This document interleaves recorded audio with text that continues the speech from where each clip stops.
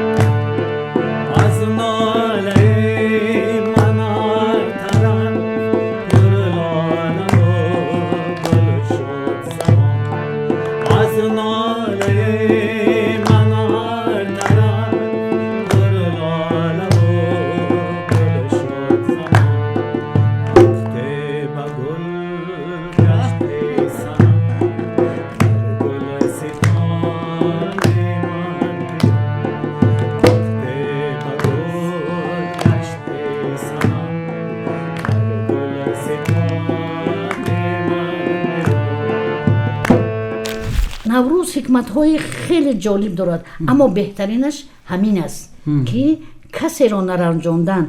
نوروز گذرگاه یک دوست داشتن است، یعنی همدیگر رو دوست داشتن، همدیگر رو احترام کردن، همدیگر رو دست دادن، همدیگر رو بوسیدن، به همدیگر رسیدن. من گفتم که نوروز بر در آمده، یاران به هم رسید، با خنده های بیغشی آری ز غم رسید.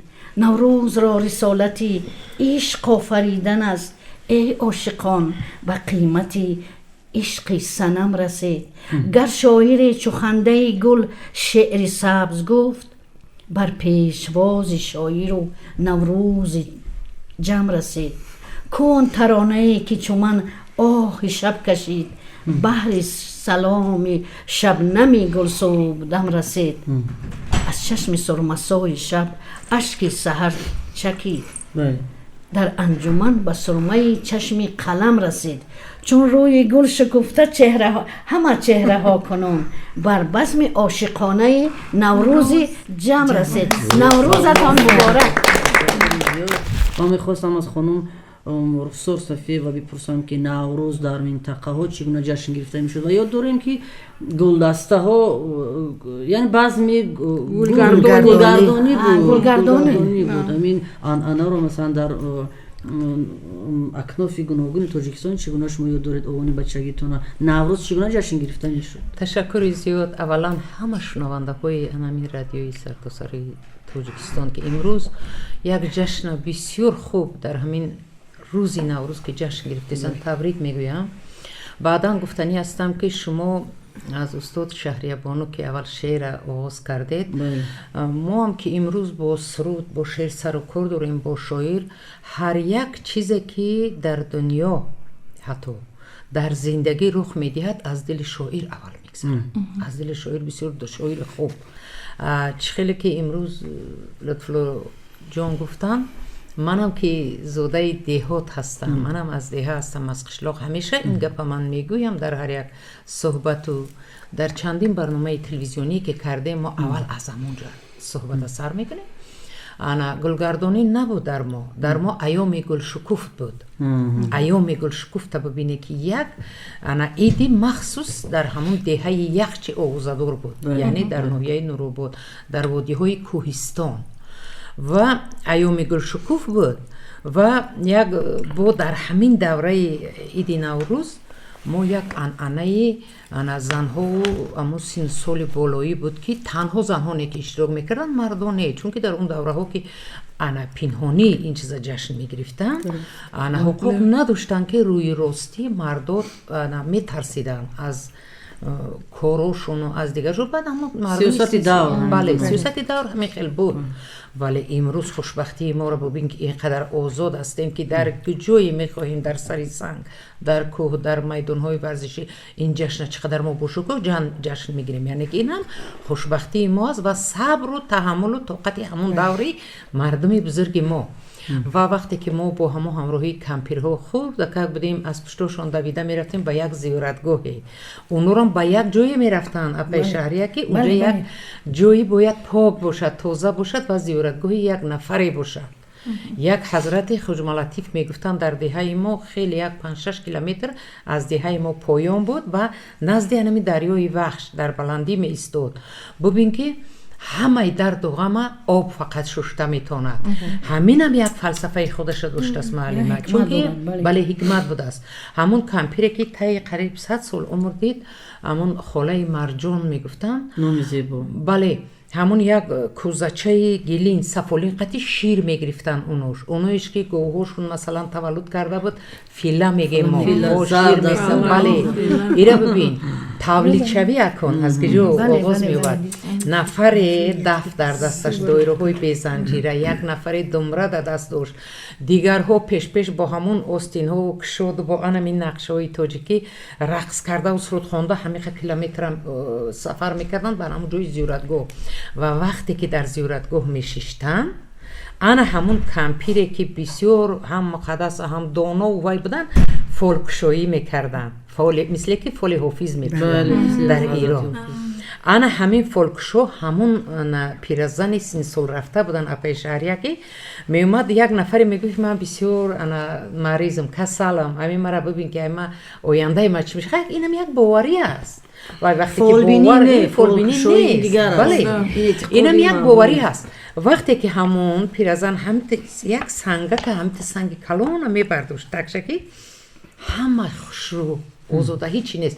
شما را هیده میگه ایسال، یعنی که دل ویا با امید میکنه. سخن میگه که یک سخن 366 پهلو داره، یا که یک نفر میومد میگفت که من فرزنددار نیستم، همین قسال با امید اومدن که شما همین سنگ برداری که همین من همین سال امیدوار میشوم. همین برداشت که یگان کیرمه که یا که جون داره که همجا میجومه در را با همون عجیبه. بله شما ایروز امیدوار میشوید، همین چیز میشود آخه عجیبه پای شهری.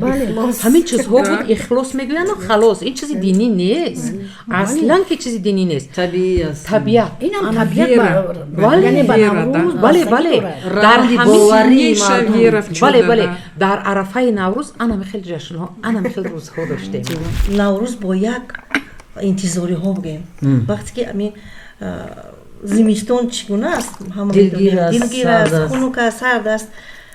وقتی که همون اولین صدای همون چی میگن شبانگاه، وقتی که نوروز از خود پیام میگیرد، انیکترش بهار از خود درک میدهد که اومده ایستاده است، همون صدای کرکری، همون چی میگن پرنده شب مثلا دنبوسک ها میگیم، چی میگیم، همون من میشوندم. بعد همون آوازی کودکانی که بوی چیچک میگفتن و گل سیاه‌گوش، گرچند که فصل اخیر ماهای فیورال بود و بارون میبارید، وقتی که در روزای ما تق تق میشد و آوازی همون گلگردانی ها با گوش میرسید. گلگردانی بود یعنی در شما؟ بله از اول بود گلگردانی، یا که گل آوردیم به نوروزی، خزی گل نمیدونی، میخواد که شعرها میگفتن. همون من میدیدم، باور کنید دوباره با زندگی دلگرم میشدیم. چرا که از خنکی ها، از سردی ها، از اون تاریکی هایی که چقدر روزها کلته هستن در همون شب و روز، شبهای دراز است، طولانی است. من دوباره با زندگی گرم میشدم. وقتی که تصور کنید در روز نوروز که جشن طبیعت است، جشن طبیعی اصلی طبیعت است و همه چی از نو زنده می شود، از نو بیدار می شود، می شکفد و طبیعت رنگ و تابش دیگر رو می گیرد. معنی که همه چی سبز می شود. خب گل ها وابسته به اون که مثلا گل چی است با رنگ سبز طبیعت یک زیبایی دیگری روزا می کنند و البته در دل و در هستی وجود هر یک شخص، هر یک گوییم که ما خودمون گفتیم که تاجیکستان وطن نوروز است، لیکن ما وارث واقعی اصلی و حقیقی نوروز است. در اینجا چی ربط دارد؟ میگن که نوروز نوجوان است، نوروز جاویدان است. هر چون که ما بگوییم که او 7000 سال دارد، 8000 سال دارد، این پهلوهای تاریخی است. اما اگر از روی کائنات نگریم، او همیشه جاویدان است. ویچن نوروز همیشه جاویدان است و در این مورد از همون ازلی که ترکش بزرگ روی داد، نوروز روی داده ایستاده است و این ترکش بزرگ میلیاردها سال است. و چرا مثلا شما گفتید که این شکسته ها است؟ برای اون که طبیعت توازن رو میپرستد. بالانس میگویند که یک بالانس هست بین میزان رو میپرستد. این وقت توازن طبیعت روی میدهد، یعنی بالانس بین هم ارگانیسم انسان و هم کائنات توازن است. اما این عرف و عادت هایی که هست که ما باید پرتیم، اینها در اساس تجربه اومدند و احساس کردند که اگر چیزی نو باشد سال خوب می شود. این در چی درک میدهد؟ یعنی که اون فکری که دارن در کائنات عملی میگرد. Суманак, вот философия Навруза заключается вот в этом суманаке, потому что вот это зернышко, это начало и конец всему. То есть все начинается с зерна, как оно прорастает, и в этом зернышке содержится код. Вы понимаете, вот через тысячелетия, то есть оно возрастает, превращается в большое растение, дает плоды, и снова осыпается, и снова превращается в зерно.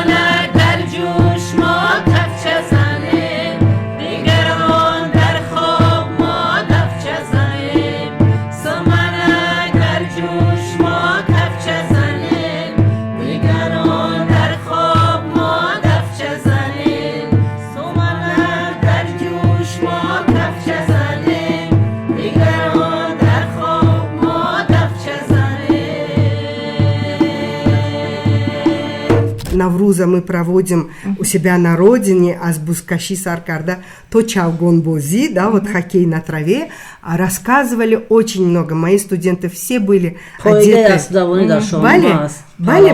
были одеты все в национальную одежду, с гордостью, красивые. Точ Барсар, Токы Барсар, у каждого была тюбетейка на голове, и они объясняли, что таджик как раз и происходит, этимология слова от слова точ, точ барсар доштан, то есть каждый таджик коронованный, и каждый таджик по сегодняшний день носит на голове тюбетейку. И это было настолько показательно, настолько красиво, настолько празднично, что наши коллеги из Армении... Они полюбили вас, в смысле таджик. Вы знаете, сегодня у меня есть результат. چون نوروز میرسد همه بینید همه ما شاعر باشیم نباشیم هممون اونقدر سخن میدونیم اونقدر مثلا شعر میدونیم که یعنی هممون نوروز احساس کردیم اومدنش. نوبهار آمده با نکهت جان دف بزنیم گرد آتش کده یار مغان دف بزنیم اندرین دور گلفشانی و گلگردانی همراه انجمن بلبلکان دف بزنیم. ساغر نوش کنیم از غزل مولانا، سرخوش از شعر و غزلهای روان دف بزنیم. بر خیابان پر از خنده گلها برویم، سبز در سبز همه پیر و جوان دف بزنیم. اندلیب است اگر عاشق گلهای چمن، همه از عشق وطن هموطنان دف بزنیم. نوروز لحظه است که ما دف بزنیم، ما شادی کنیم، یعنی که دوری رقصیدن و بازیدن و سرودن است. واقعا ما هر روز نوروز رو جشن میگیریم. اصلا که هر روز نوروز است در وطن ما، چون از 4 فصل قریب 4 فصل ما افتابی است. ما مردمی خوشبخت هستیم که همیشه در بالای سر ما هم استقلال و هم وحدت و هم ثبات و آسایشتگی و در این تضادهایی که دارد مردمی سیاره میکشد، ما خوشبخت‌ترین انسان‌ها هستیم که کبوتر وحدت استقلال همیشه بالای آسمان ما پرواز میکند و این خوشبختی اولی ما است. خوشبختی دومی ما این است که از نام ملت ما نوروز را مردم جهانی شناخت. از نام رهبر دولت ما، پیشنهادات رهبر دولت ما، یونسکو از این منبر بلندی سخن نوروز جهانی شد. و من در انتهای اونهایی که سهم داشتن در این برنامه 3 ساعته مستقیم امروزه میخوام خاطر نشان کنم. کارگردان امروزه ما جمعه خانی مراد و سهمداران برنامه امروزه صنوبر نورزاده، امیده عبدالکریم، مطلوبه سنگین مراد، لاله پهلوان، نیلوفر یغنظر و ما رویون لطفالله عزیز و معتبر ناصرова. و بازم خوش آمدید شما، خیلی سپاس، ممنون. و فردوسی نظام اینجا راهبری همون گروهی که ما رو نوار میگیرند. ممنون، دستی شما درد نکند. استاد در انتها چیزی میخونیم، چند دقیقه دیگر داریم تا انتها. با همین جمع بس کنیم. نه؟ دارد دلم هوای و میخانه زیستن، از چنگ غم رهیدن و مستانه زیستن.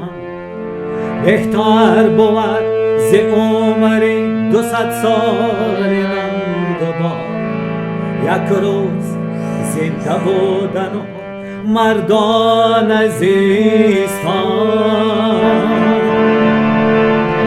بهتر بود ز عمری 200 سال نندبار، یک روز زنده بودن و مردان زیستان.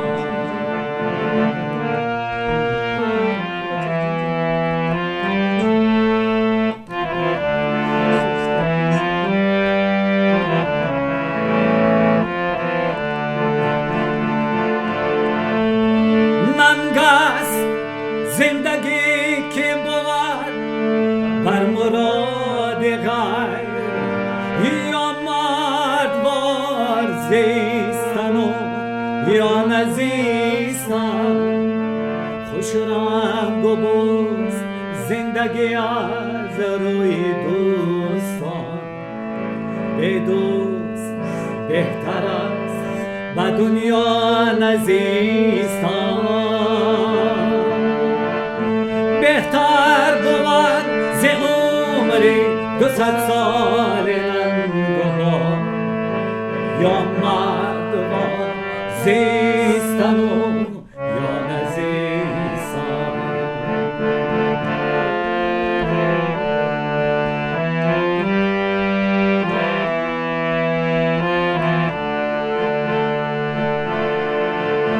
آخر تو را برای تو آشنا کند، از وضع عالم این همه بگانه زیستان.